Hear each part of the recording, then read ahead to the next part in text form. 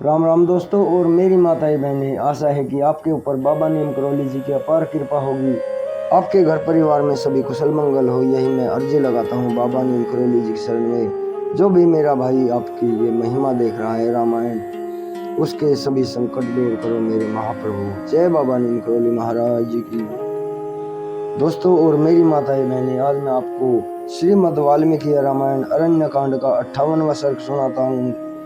इसे सुने और आगे भी शेयर करें। आपके ऊपर सदैव भगवान विष्णु, भगवान श्री कृष्ण जी, भगवान राम जी, बाबा नीम करौली जी कृपा दृष्टि बनाई रखे। जय श्री राम।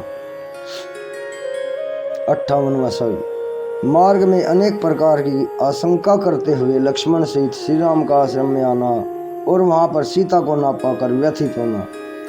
लक्ष्मण को दीन, संतोष शून्य तथा सीता को साथ लिए बिना आया देखकर धर्मात्मा दशरथ नंदन श्री राम ने पूछा, लक्ष्मण, जो दंडकारण्य की ओर प्रस्थित होने पर अयोध्या से मेरे पीछे पीछे चली आई तथा जिसे तुम अकेली छोड़कर वहां आ गए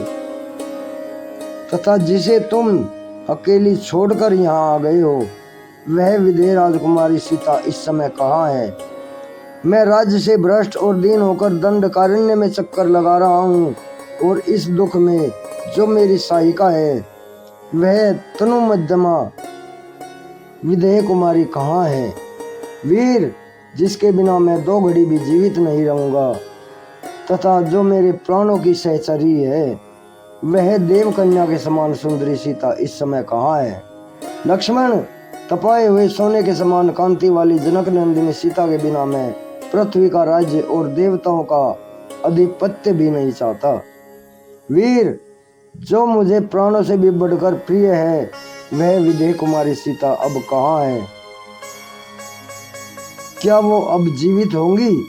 मेरा वन में आना सीता को खो देने का कारण व्यर्थ तो नहीं होगा? मेरा वन में आना सीता को खो देने के कारण व्यर्थ तो नहीं हो जाएगा? सुमित्रानंदन, सीता के नष्ट हो जाने के कारण जब मैं मर जाऊंगा और तुम अकेले ही अयोध्या को लौटोगे, उस समय क्या माता के कई सफल मनोरथ एवं सुखी होंगी? जिसका इकलौता पुत्र मैं मर जाऊंगा, वह तपस्विनी माता कौशल्या क्या पुत्र और राज्य से संपन्न तथा कृत हुई के कई की सेवा में विनीत भाव से उपस्थित होंगी? लक्ष्मण, यदि विदेह कुमारी सीता जीवित होंगी तभी मैं फिर आश्रम में पैर रखूंगा। यदि सदाचार परायण मैथिली मर गई तो मैं भी प्राणों का परित्याग कर दूंगा। लक्ष्मण, यदि आश्रम में जाने पर विदेह कुमारी सीता हंसते हुए मुख से सामने आकर मुझसे बात नहीं करेगी तो मैं जीवित नहीं रहूंगा। लक्ष्मण, बोलो तो सही, वैदेही जीवित है या नहीं? तुम्हारे असावधान होने के कारण राक्षस उस तपस्विनी को खा तो नहीं गए? जो सुकुमारी है, भोली भाली है तथा जिसने वनवास के पहले दुख का अनुभव नहीं किया था, वह वैदेही आज मेरे वियोग से व्यथित चित्त होकर अवश्य ही शोक कर रही होगी। उस कुटिल एवं दुरात्मा राक्षस ने उच्च स्वर से हा लक्ष्मण कहकर ऐसा पुकार कर तुम्हारे मन में सर्वथा भय उत्पन्न कर दिया।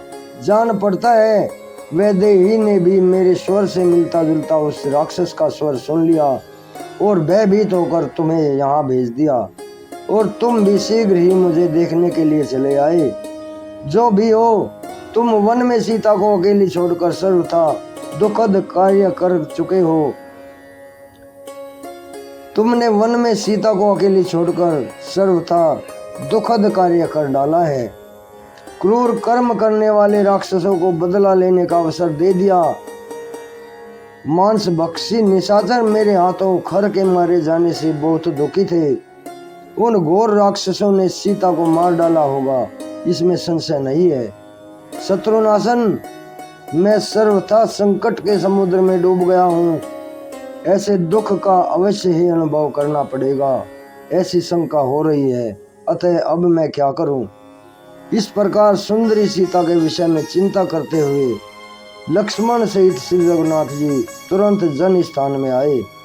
अपने दुखी अनुज लक्ष्मण को कोसते हुए भूख प्यास तथा परिश्रम से लंबी सांस खींचते हुए सूखे मुंह वाले श्री रामचंद्र जी आश्रम के निकटवर्ती स्थान पर आकर उसे सोना देख विषाद में डूब गए। वीर श्री राम ने आश्रम में प्रवेश करके उसे भी सोना देखकर कुछ ऐसे स्थलों में अनुसंधान किया जो सीता के विहार स्थान थे। उन्हें भी सोना पाकर उस क्रीड़ा भूमि में यही वह स्थान है जहां मैं अमुक प्रकार की क्रीड़ा सीता के साथ करता था, ऐसा स्मरण करके उनके शरीर में रोमांच हो गया और वे व्यथा से पीड़ित हो गए। इस प्रकार श्री वाल्मीकि निर्मित आस रामायण आदि काव्य के अरण्य कांड में 58वां सर्ग पूर्ण हुआ। जय श्री राम। दोस्तों और मेरी माताएं बहनें, इस पाठ को आगे भी शेयर करें ताकि आपके ऊपर भगवान श्री राम जी, बाबा नीम करोली जी और हनुमान बजरंगी जी सभी कृपा बरसाएं। जय राम जी।